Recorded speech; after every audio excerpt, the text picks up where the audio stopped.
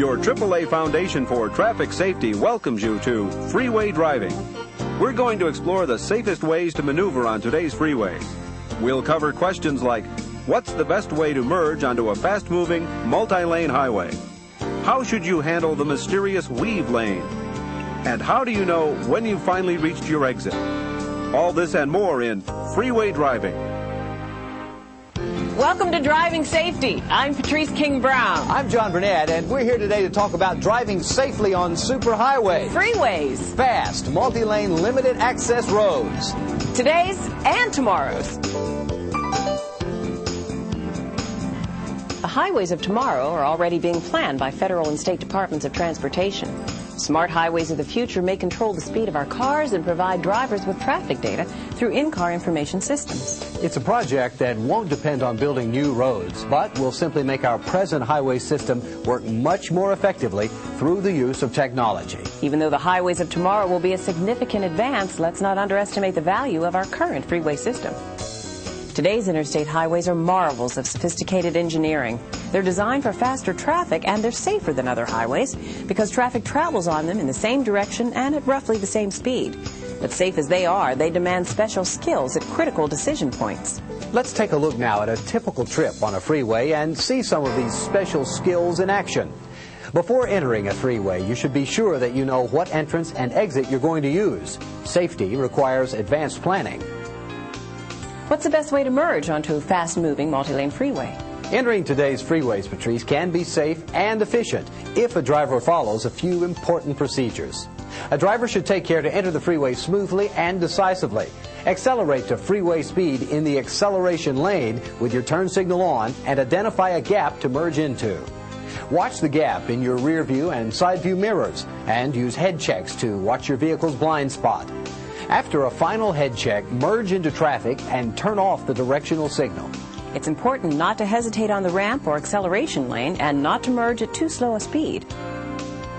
In some situations, there will be traffic signals to tell you when to enter the freeway at entrance points. How should you handle the mysterious weave lane? Well, some freeway entrances are served by a special type of access lane, which also serves as an exit. That's a weave lane. In a weave lane, the entering motorist should yield to cars using the lane for exiting. The exiting vehicle should choose an appropriate gap and merge, while the entering car accelerates and merges with through traffic. The weave lane calls for quick decisions and a spirit of cooperation. After entering a freeway, the question of which lane to travel in arises. The right-hand lane is the slow lane and is normally used to serve entrances and exits. When traveling in the right lane, keep alert for cars entering the highway. Allow them to accelerate and decelerate and drive in such a way as to create gaps for merging vehicles. The middle lane of a freeway is typically used for through traffic, and the farthest left lane is for passing and higher speed traffic. When driving on a freeway, check rear view and side view mirrors frequently. That way you'll always know where the cars around you are and which lanes you can move into should the need arise. When changing lanes, however, even if you think you know where neighboring vehicles are, be sure to signal your intentions and make a head check of your vehicle's blind spot before moving. One reason to change lanes is to maintain the space margin around your vehicle. A good way to determine how much space you need is to imagine 3 zones of space in front of your vehicle. The first zone extends from the front bumper of your car to a point you will reach in 2 seconds. This is called the following distance. The second zone extends 4 seconds beyond that, and it's called the stopping zone, because 4 seconds is the shortest time in which you can stop your car when traveling at freeway speeds. The third zone extends 20 to 30 seconds in front of your vehicle, and it's called the visual lead distance. 20 to 30 seconds is the minimum sight distance you should allow in front of your car when traveling at freeway speeds. There should be similar distances between your vehicle and the following traffic, too, and a gap to your right or left, just in case you have to change lanes quickly to avoid trouble.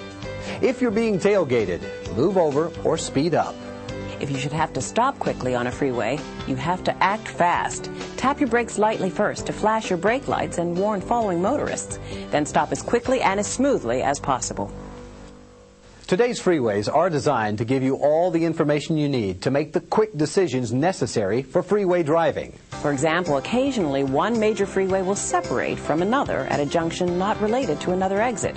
A driver must know which route he or she wants to follow and be prepared to move right or left to continue on to the chosen destination.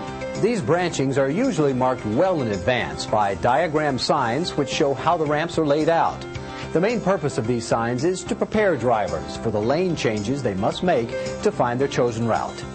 Now, Patrice, how do you know when you've finally reached your exit? Well, John, the driver will know that he or she is approaching the intended exit by observing a series of advanced guide signs that follow a uniform progression. The first sign will typically show the name of an exit 2 or 3 miles in advance. There'll be another sign about a mile before the exit, and another 1/2 mile before the exit.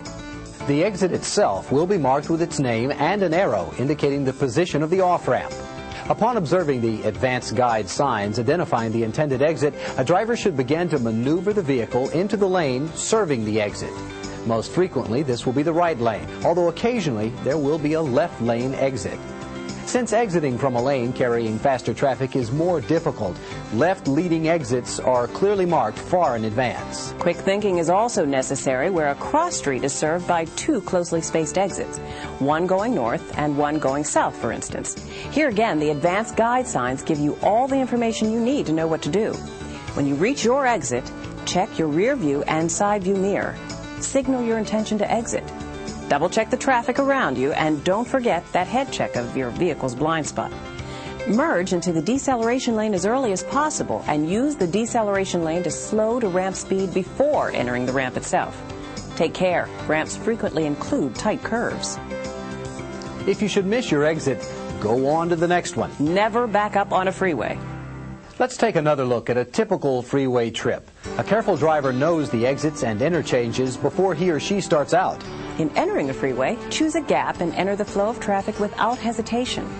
Change lanes and pass smoothly, keeping your eyes on the traffic around you and behind you at all times. Maintain a space cushion around your car. Maneuver your vehicle so as to leave a space option in case of emergency. Use freeway signs to anticipate interchanges and exits. Signal your intention to exit and exit the freeway smoothly, using the deceleration lane to slow down to ramp speed before you enter the ramp.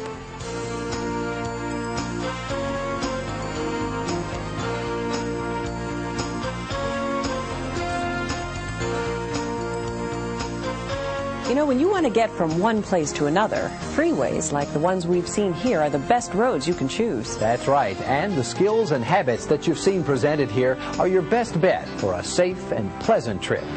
Thanks for joining us, everybody.